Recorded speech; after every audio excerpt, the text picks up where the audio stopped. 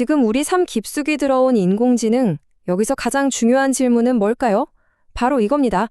누가 이걸 통제하고 누가 책임질 거냐? 우리가 만든 이 엄청난 기술이 결국 우리의 주인이 아니라 충실한 하인으로 남게 하려면 도대체 뭘 해야 할까요? 이 말 100년도 더 전에 노르웨이의 역사가가 한 말인데 꼭 오늘날 AI 시대를 보고 한 말 같지 않나요? 기술은 유용한 하인이 될 수도 있지만 자칫 잘못하면 위험한 주인이 될 수도 있다는 이 아슬아슬한 긴장감. 이게 바로 오늘 우리가 풀어야 할 숙제인 거죠. 자, 그럼 어떻게 해야 이 AI를 우리를 지배하는 주인이 아니라 우리를 돕는 유용한 하인으로 딱 묶어둘 수 있을까요? 다행히도 우리한테는 그 길을 알려줄 지도가 있습니다. 첫 번째 단계는요, 바로 AI 감사 핸드북이라는 걸 펼쳐보는 겁니다. 이 안내서가 바로 AI를 길들이기 위한 우리만의 설명서 같은 거예요.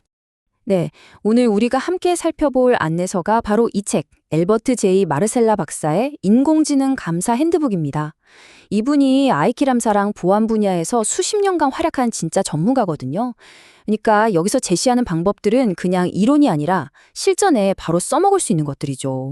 이 핸드북이 얼마나 꼼꼼하고 철저한지 감이 오세요?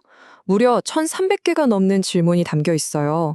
AI의 진짜 모든 구석구석을 파고드는 그런 날카로운 질문들 말이죠. 이건 그냥 책상에 앉아서 보는 이론서가 아니고요. 현장에서 바로 사용하는 강력한 무기라고 할 수 있습니다. 자, 그럼 이제 본격적으로 AI를 길들이는 첫 번째 관문으로 들어가 보겠습니다. 바로 편향성이라는 녀석이에요. 어쩌면 이게 가장 중요하면서도 제일 까다로운 과제일지도 모릅니다. 여기서 제일 큰 문제가 뭐냐면요. AI는 결코 백지성태가 아니라는 거예요. AI는 우리가 만든 데이터를 먹고 자라잖아요. 그래서 그 데이터 속에 숨어있는 우리의 온갖 편견, 고정관념 같은 걸 스펀지처럼 쭉 빨아들입니다. 심지어 그걸 더 크게 부풀려버리기까지 하죠. 그래서 이 핸드북은 아주 직접적으로 이렇게 묻는 겁니다. 당신네 조직은 AI 알고리즘이랑 훈련 데이터에 있는 편향성을 어떻게 찾아내고 또 어떻게 줄여나가고 있습니까? 라고요. 보세요. AI 감사라는 게 무슨 막 막연한 개념이 아니라 이렇게 뼈아픈 질문을 던지는 것에서부터 시작되는 거예요. 이때 우리가 꼭 알아야 할 기술 용어가 하나 나오는데요. 바로 개념 드리프트입니다. 이게 뭐냐면 쉽게 말해서 세상은 계속 변하는데 AI는 과거 데이터에만 머물러 있는 현상이에요. 예를 들어 볼까요? 팬데믹 이전 쇼핑 데이터로 학습한 AI가 갑자기 확 변해버린 지금의 소비 패턴을 전혀 예측하지 못하는 거, 딱 이런 상황이죠. 그래서 핵심은 이겁니다. AI도 세상의 변화에 맞춰서 끊임없이 배우고 업데이트 되어야 한다는 것. 자, 데이터의 편향성 문제를 어느 정도 잡았다면 다음 단계는 AI의 속을 들여다볼 차례입니다. 바로 AI의 블랙박스 문제를 해결해야 하거든요. 이게 두 번째 원칙, 투명성 요구하기입니다. 한번 상상해 보세요. AI가 여러분의 대출 신청을 딱 거절했는데 왜 거절했는지 그 이유를 전혀 설명해 주지 않는다면요. 그 결정을 그냥 받아들일 수 있으시겠어요? 당연히 없겠죠.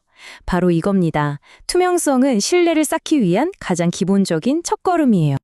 이 깜깜한 블랙박스를 열기 위한 열쇠, 그게 바로 설명 가능성입니다. AI의 그 복잡한 계산 과정을 우리 같은 사람이 이해할 수 있는 언어로 번역해주는 능력, 뭐 그런 셈이죠. 왜 그런 결정을 내렸는지 그 이유를 알 수 있을 때, 그때 비로소 우리는 AI를 통제하고 또 믿을 수 있게 되는 겁니다. 그리고 실제로 이 설명 가능성을 구현하기 위한 기술적인 도구들이 있습니다.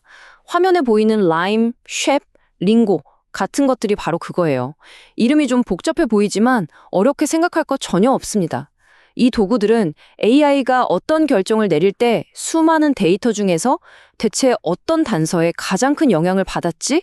이걸 역으로 추적해서 보여주는 일종의 탐정 도구라고 생각하시면 딱 맞아요. 자, 이제 마지막 세 번째 원칙입니다.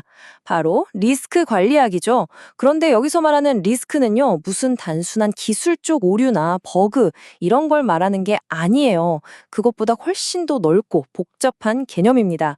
AI가 가진 리스크는 코드 안에만 있는 게 아니거든요. AI의 결정이 혹시 법을 어기지는 않는지, 윤리적으로는 괜찮은지, 우리 사회에 어떤 영향을 미칠지, 이런 모든 법적, 윤리적, 운영상의 문제까지 전부 다 포함하는 게 바로 AI 리스크입니다. 다행히도 이 복잡한 리스크를 관리할 때 길잡이가 되어줄 기준들이 있어요. 유럽의 GDPR, 미국의 NIST 프레임워크, 그리고 최근에 나온 EU AI법 같은 것들이죠. 이것들이 뭐냐면 AI가 넘지 말아야 할 선, 그러니까 일종의 가드레일 역할을 해주는 겁니다. 감사관들은 바로 이 가드레일을 기준으로 AI 시스템이 안전한 궤도에서 잘 달리고 있는지 평가하는 거고요. 이 도표를 한번 보세요. AI 감사라는 게 그냥 코드 몇 줄 훑어보는 그런 수준이 아니라는 걸 바로 알 수 있죠. 맨 처음에 목표 설정부터 시작해서 규제는 잘 지키고 있는지 확인하고 모델 성능을 분석하는 핵심 단계를 거쳐서 최종 보고서를 내고 개선안을 실행하는 것까지 이 모든 과정이 마치 건물을 짓는 것처럼 아주 정교한 계획에 따라 진행되는 전문적인 프로세스인 겁니다. 자, 정리해볼까요? 편향성을 길들이고 투명성을 확보하고 그리고 리스크를 관리하는 것. 지금까지 우리가 살펴본 이 세 가지 핵심 원칙은요, 결국 단 하나의 목표를 향하고 있습니다. 바로 신뢰할 수 있는 AI를 만드는 거죠. 그렇다면 우리가 궁극적으로 만들어야 할 그 신뢰할 수 있는 AI라는 건 대체 어떤 모습일까요?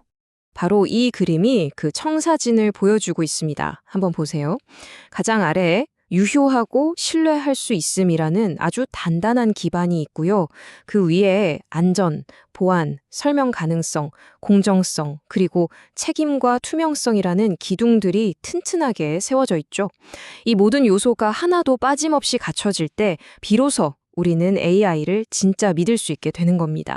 자, 우리는 이제 AI라는 이 거친 말을 길들일지도, 즉 AI 감사라는 방법론을 손에 넣었습니다.